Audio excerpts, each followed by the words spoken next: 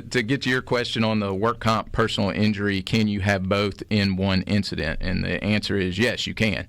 And that is a common occurrence. One way that one probably most common way is if you get hurt on the job while driving a vehicle and it's somebody else's fault in that accident. That's probably the most common that we see. You're at work, so if you were injured in that car wreck, it's a work injury. And if somebody else caused that wreck, then they're liable also for your personal injury. So that is a situation that can be pretty, can be challenging at times because, number one, you want workers' comp to start paying all the bills. And then when you ultimately are going to go against the liability carrier in the personal injury claim, you want to be able to, prove to them what your injuries were, how much the insurance company had to pay in bills. And ultimately, workers' comp, when you go to recover from the personal injury liability, is going to say, hey, we want some of our money back. That's called subrogation, and they have a right to do that. But so there's a lot of challenges that you face when you're walking through that chaos.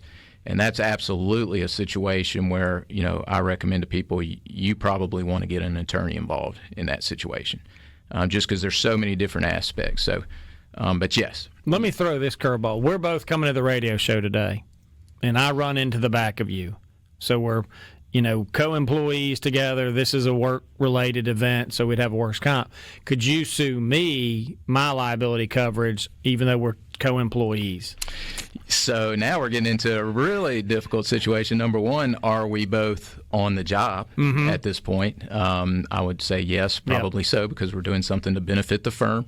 But now you're being injured by a coworker, and typically, let's just remove the car accident component from that. If you were at work and you were injured by a coworker there, you would not have a separate liability claim against that coworker in most circumstances. If they intentionally tried to harm you, maybe so, but in that situation, it may not be a work comp claim. So if that were to happen, getting a little nuanced on that one, I'd say most likely not. You're not going to be able to go against your coworker. But again, that's one of those reasons where you would need to probably reach out for some legal assistance in there. Gotcha.